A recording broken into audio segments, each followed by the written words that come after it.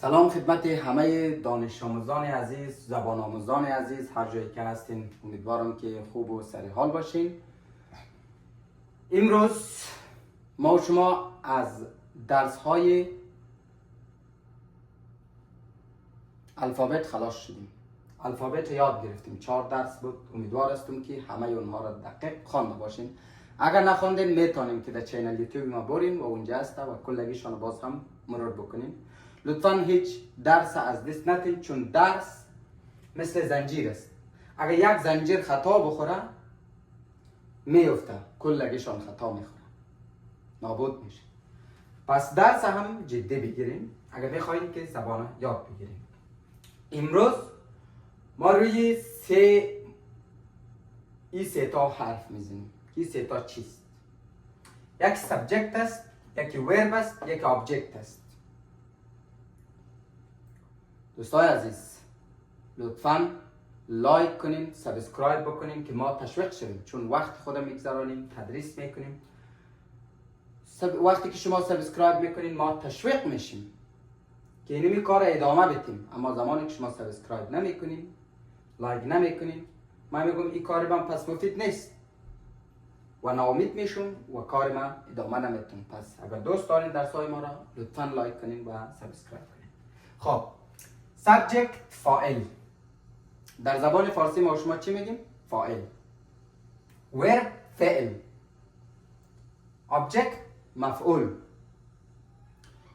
خب خیلی ها اینمی در زبان فارسی نمیفهمه که فاعل چیست. فاعل دوستا انجام دهنده کار، کسی که کار انجام میده. ورب چیست؟ ورب اما عملی که انجام شده، اما فعلی که انجام شده. آبجکت چیست؟ مفعول. مفعول یعنی چی؟ مفعول یعنی اما چیزی که بالای از او یک کار صورت گرفته شد. خب من مثال میزنم که برای شما واضح شود. مثلا من میگم خودم، من سر خود مثال میزنم. رحیم teach English. رحیم teaches English. Or I teach English. I teach English. اینجا I چیست؟ سابجکت است. کی همی کار انجام میده؟ I. رحیم همی کار انجام میده. ما همی کار انجام میتم. ما چی میشم؟ سابجکت میشم دوستان. فاعل، انجام دهنده کار. و عملی که اینجا صورت گرفته و چیست؟ teach است. تدریس کردن اینجا صورت گرفته. پس این چی میشه؟ به زبان انگلیسی چی میگیره؟ verb. verb. verb. verb نیه دوستا. verb نیه. verb. verb. اینجا verb چیست؟ teach. تدریس کردن. object. پس اینجا چی شد؟ خب ما چی رو تدریس میکنیم؟ چی کار میکنیم؟ English. من انگلیسی رو تدریس میکنم. این object شد. عمل بالای کی صورت گرفته؟ بالای انگلیسی. توسط کی؟ توسط رحیم. چی عملی صورت گرفته؟ teach. تدریس. درسته دوستان؟ خب پس I شد subject، teach شد verb، English شد object. انجام دهنده کار، خود کار و چیزی که بالای از او کار صورت گرفته. یک مثال دیگه هم بزنیم. میگیم که علی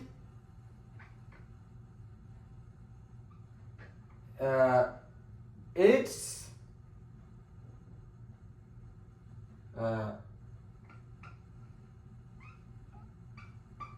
apple. درسته دوستا؟ علی eats apple.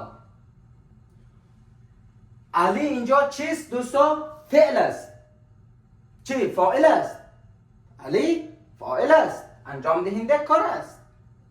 خب eats اینجا چی است؟ eat. اینجا چی است؟ eat. خب eats اینجا ورب است. eat است، اما ما اس که اضافه کردیم به خاطری که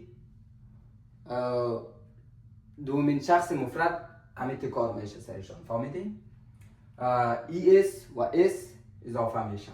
در بعضی فعل ها اس اضافه میشه، بله بعضی فعل ها اس اضافه میشه. او رو باز درس های بعدی است که ما شما میخوانیم. خب اپل علی چی را خورده؟ اپل خورده، سیب خورده دوستای عزیز. اینجا پس چیکار شد؟ علی سابجکت شد، ایت خوردن فعل شد، اپل هم چی شد؟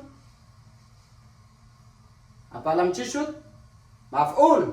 اپل مفعول شد دوستای عزیز. این درس همینجا به خاتمه میابه. امیدوار هستم که جور صحتمند باشین هر جایی که هستین. لطفاً درس ها را از دست ندین که درس ها مثل زنجیر است. هیچ کدام از درس ها را از دست ندین، مخصوصا که شما ابتدایی هستین. کسایی که ابتدایی هستین این درس ها را بسیار دقیق گوش بکنین که بخوانین، یاد بگیرین، نوشته بکنین، خودتان مثال های زیاد بزنین. فعلا درست است؟ موفق و مؤید باشین. لطفاً خواهش میکنم لایک و سابسکرایب یادتان نره. جور باش.